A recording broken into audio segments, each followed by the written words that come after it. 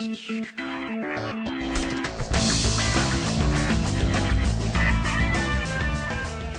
everybody, welcome to Expository Dialogue, the show where we take headlines from the world of entertainment and expand on them much like the cast of the Expendables.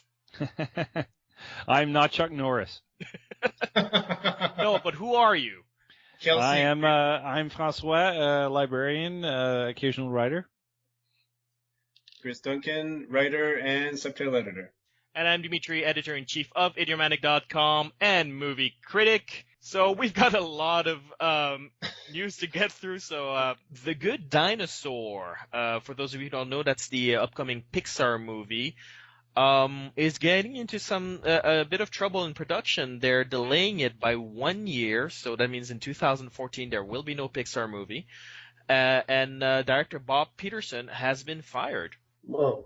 Well, he's off the project. He's sharpening the crayons in the office.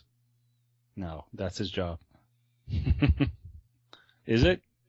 I don't know what he's going to do next. So he's probably going to maybe work on maybe another different movie where his vision doesn't conflict with the executive's vision of it, I'm guessing. I don't think it's a question of like, you're incompetent, get out. I think it's really just like we are not going the same direction at all, and we're steering this back from you.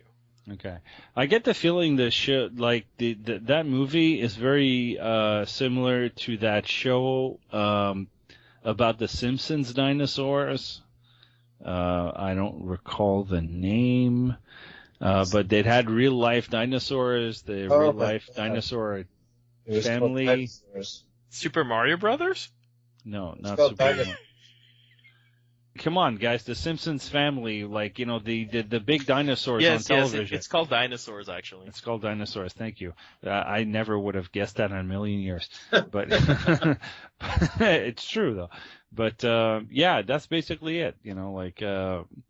The Good Dinosaur asks the generational questions. What if the cataclysmic asteroid that forever changed life on Earth actually missed the planet completely and giant dinosaurs never became extinct? Yes, I'm reading from the Wikipedia entry. It's also the plot of Super Mario Brothers, the movie. Is it? Yeah. Okay, you're serious? I'm serious. Okay, I'm glad I gave that a miss. I mind. Okay, seriously, Pixar is the victim of its own success. I'm oft reminded the quote from Arnold Schwarzenegger's Conan the Barbarian, 1982. No. Success can test one's mettle as surely as the strongest adversary. And that's the problem with Pixar. They've done things well for so long that sooner or later you're going to start screwing up. And, sooner or later you're going to get a couple of strikes, and I get a feeling that maybe slowly but surely they're getting in that strike zone.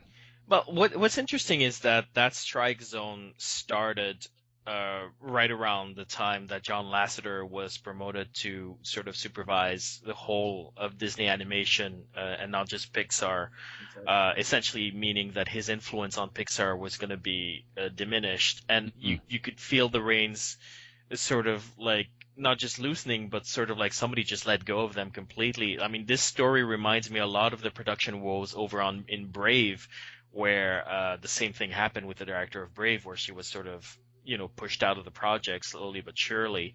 I was going to say, it's not the first time we've seen this at Pixar, but the difference is that there's less of a stronger helm at Pixar, is what it comes down to. Yeah.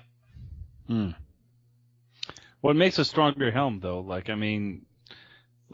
these directors who were brought in they didn't have the gravitas, they didn't have the pull with the higher ups? Movie productions are insanely complicated and long, and we're talking about hundreds upon hundreds of employees on it, and everybody with their different voices on it. Everybody's got an opinion. There's a lot of money involved, especially in a production like this. And I think it's very hard to stay the course. I think it's very hard not to be sort of intimidated by the money coming in, going like, well, I want you to go in this direction, and I want you to go in that direction. And I think maybe the thing is that John Lasseter was very, very good at staying the course. And now that he's sort of, his attention is split and he's got a lot bigger fish to fry, I think it's a lot harder for the creators at Pixar to sort of resist those pressures that, you know, affect every movie production. Listen, we call Pixar as if it's an entity, like it's like the Woody Allen, you know what I mean? Like it's the Woody Allen movie of the year, you know what I mean? Like it's not that. Like there's so much that goes into it. Like you said, Dimitri, it's just like hours upon hours of storyboarding, you know, and it's just like what this. It's like you're not working with actors, you're working with like hundreds of hours of animators, you know, just like working on someone's smile and like the hair, the way it bounces, you know, and fine, they've built up this repertoire of characters, and now they've gone into, you know, a little bit of a twilight period where it's just like, okay, we'll do some sequels. Yeah, you know, that's fine. Some of the things like we didn't expect that we needed, you know, like I didn't think I needed that sequel, but it's just like the Toy Story 3-part trilogy, like. That's an awesome trilogy. Probably one of the best, most perfect trilogies I've ever seen in my life. But we put the status of Pixar so high that now we just want something new. Right. And yet the thing that they're announcing is like, no, not that new dinosaur movie. They're announcing the next Finding Nemo. Yeah. You know, so they're putting their sequels ahead of like their fresh things, and I think they themselves know that they need to really hit it out of the park with the fresh franchise. Yeah, certainly, because Brave was a bit of a disappointment critically. Yeah, it really was, you know, like, and this was their chance to kind of like make a strong female character, and they won an Oscar though. Yeah, whatever. Whatever. I can Oscar right now. I think we an earlier podcast. But I'm just gonna put it out there, you know. No, but it's true though. Like, I mean, I don't know. Like, I mean, it's not gonna be that original, but I think it needs to be fresh. You know what I mean? It needs to be fresh, but it needs to be fresh and original. It needs to be that fresh and that original all the time. Nobody can sustain that kind of creativity, though. Like, seriously, Pixar has managed to do so much in a relatively short span of time. You know, I mean, and now it's like, well, you know, the latest movie you released did not revolutionize storytelling and animation in a way that your previous work has. So we will consider. Well, Brave did not do anything. It actually probably was a step back. It was almost like that bad, even though it won the Oscar. Yeah, it was horrible. Which I predicted. It was horrible. Sorry, I wait my ass.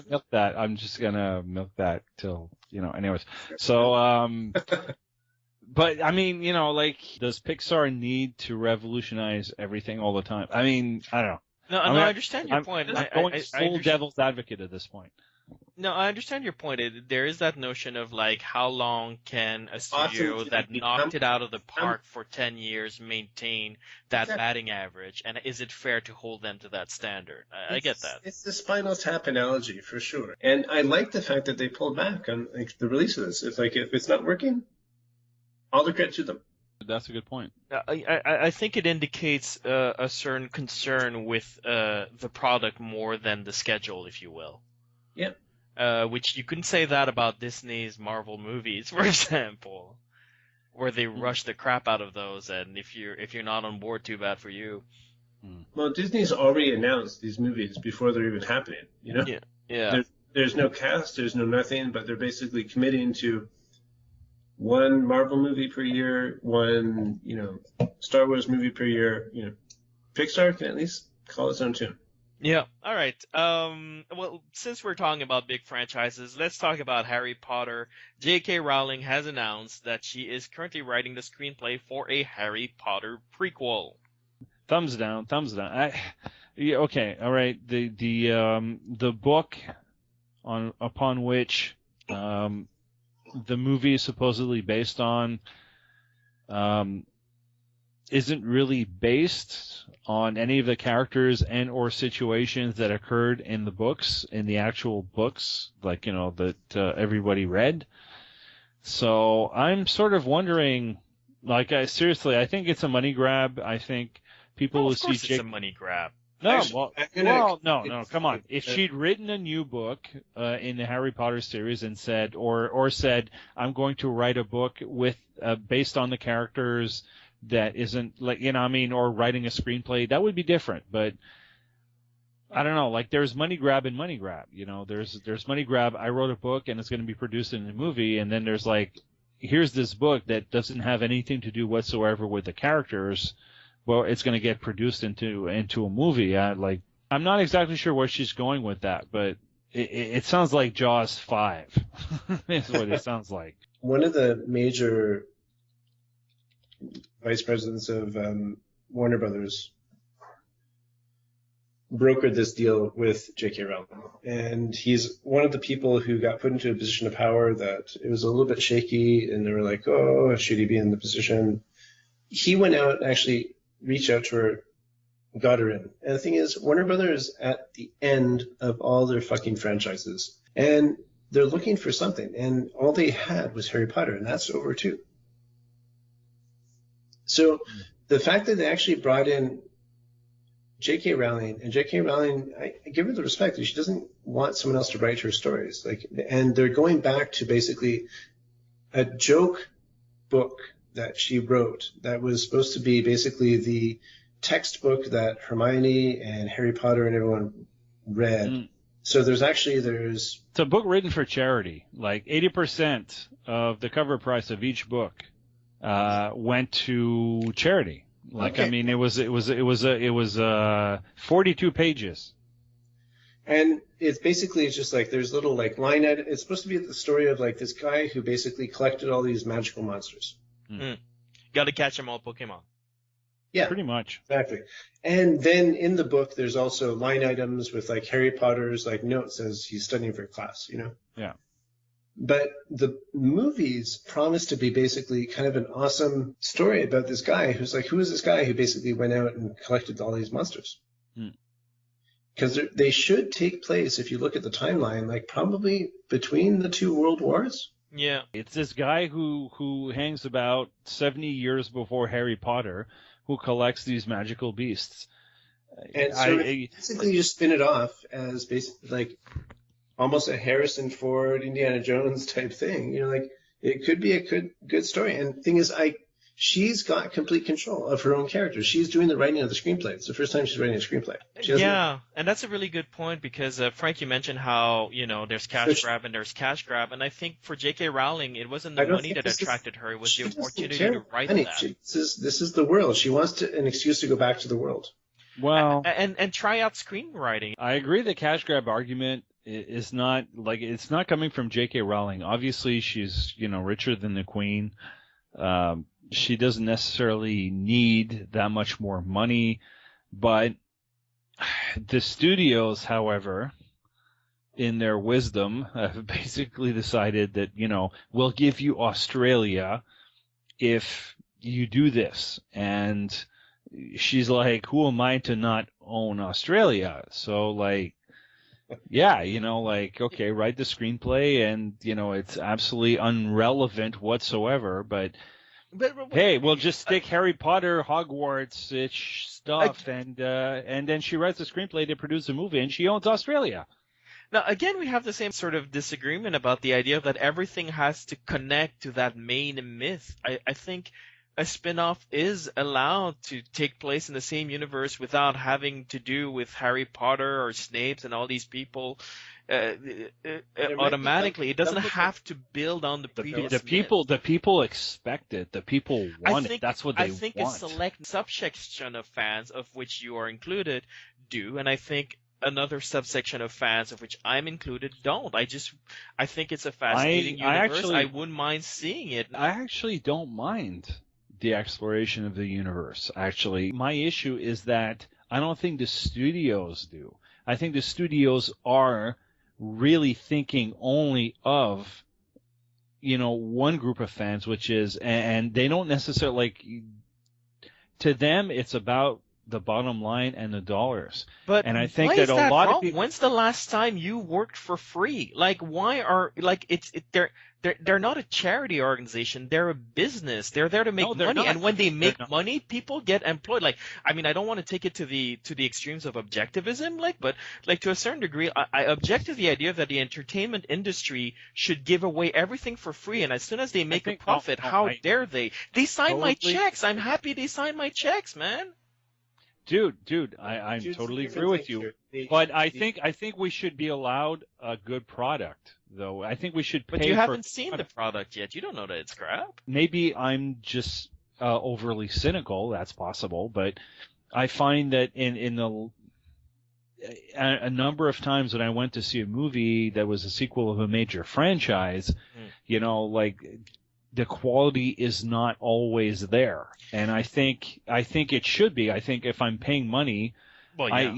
It's funny. Going to see the movies nowadays feels a bit like gambling sometimes. It really does. And the thing is, particularly with franchises that make a lot of money, I feel that I'm entitled to a certain measure of quality control. I'm entitled to a certain measure of quality, and I don't always get it, and I'm frustrated as a viewer. It's my personal.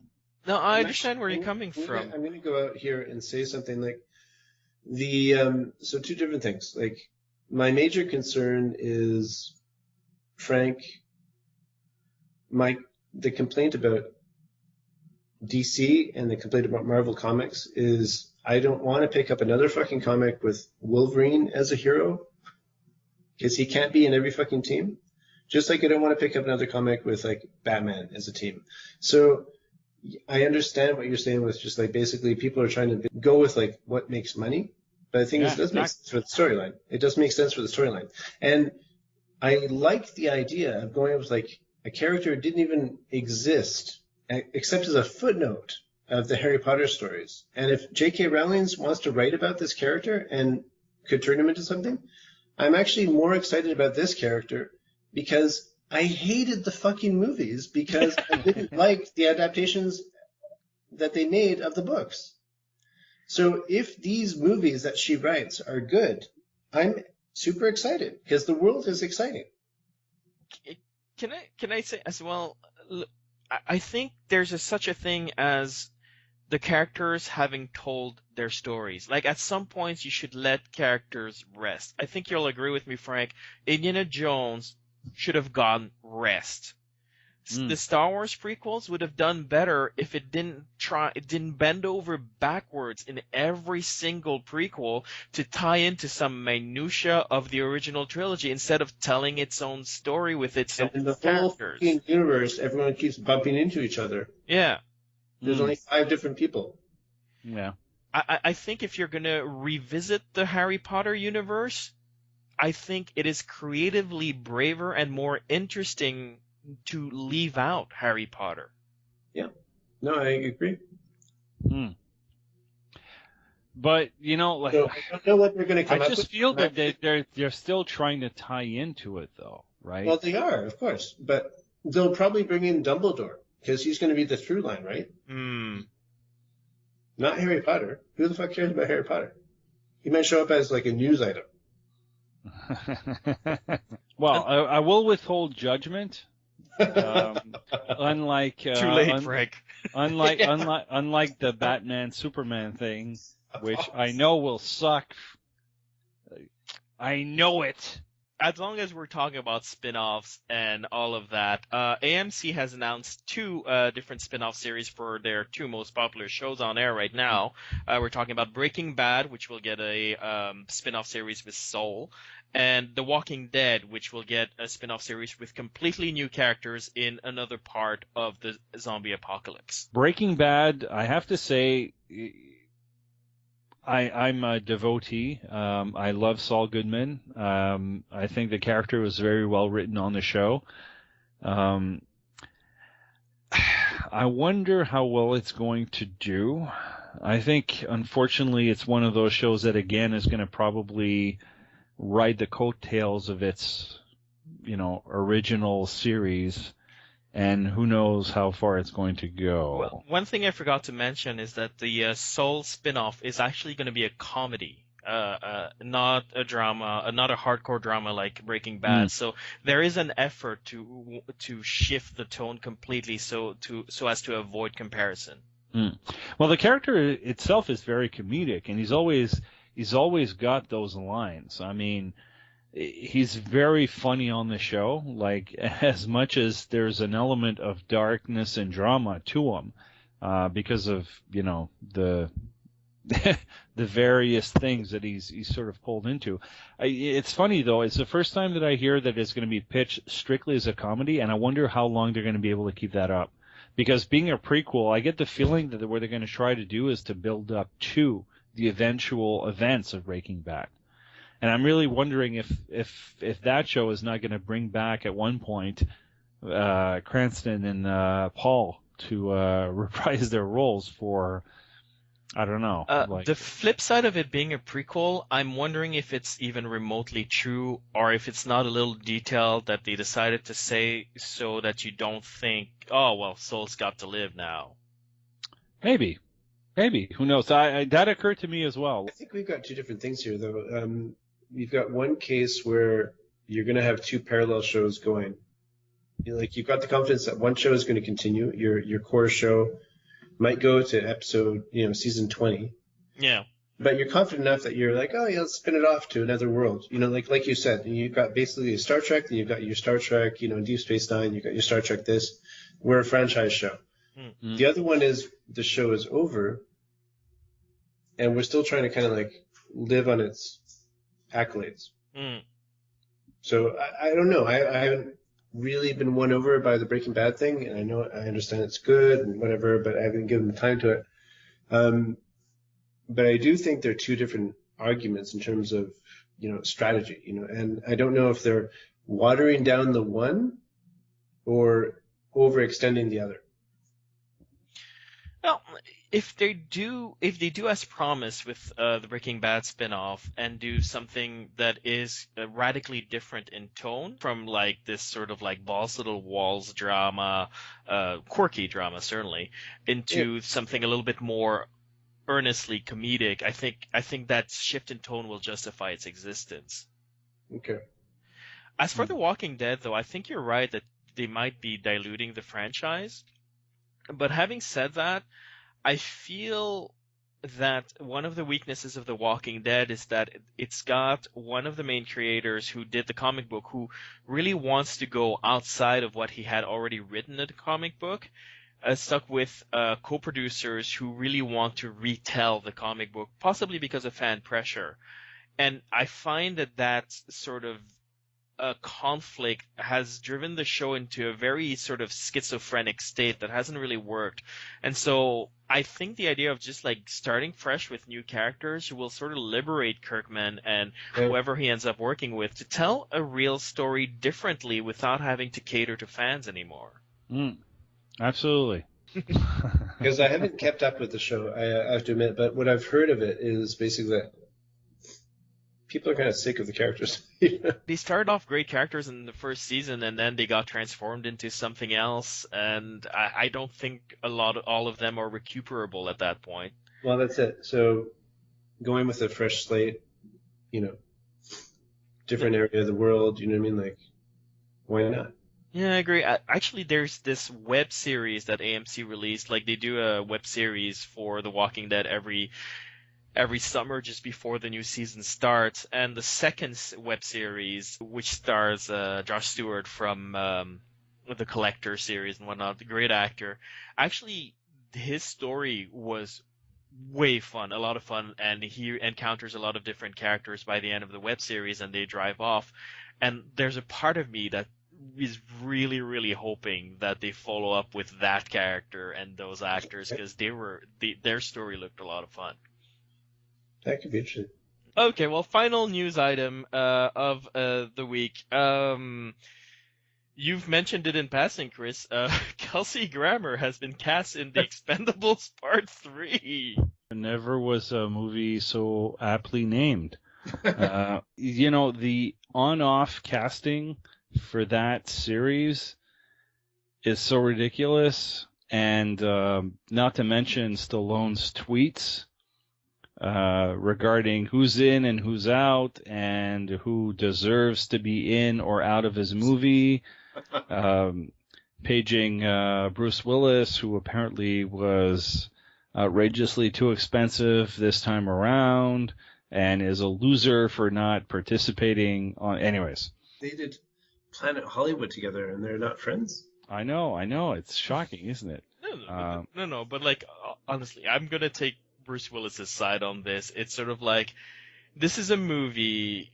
This is a series of movies that are based on their casting. Like the story's barely there. The movie are so badly shot. It's just like you want to see these people do what these people do, and so his presence is worth a lot. It's one thing to see an actor who's been in an action series, like an action staple for so long, reprise a role, or maybe just do something original, but doing in the spirit of what he used to do. That's one thing. But to have the Expendables, which is essentially kind of silly, really, just to basically go back to when these guys were doing these 80s movies, and to mix it up with a couple of new guys who at least can, stand on their own as current action movie stars. Like touch their toes as opposed to the other people who maybe, I don't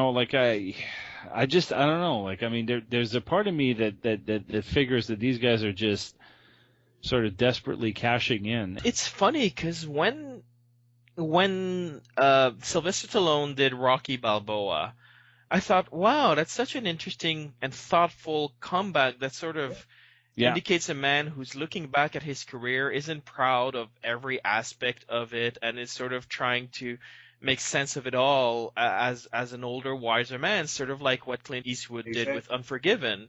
It's a good example, actually. It's a good line, to draw. Yeah. Because an older man, the idea of just kind of like, we're tired. This is what it is, but it's accepting the fact that you've grown beyond. And you're embarrassed. That role, like, you're not that person anymore. But Expendables sort of like checks that away. And I don't know, like, to be honest with you, Kelsey Grammer could do like a really great villain, particularly if he reprises his Sideshow Bob persona. I think the Expendables would be greatly improved by that.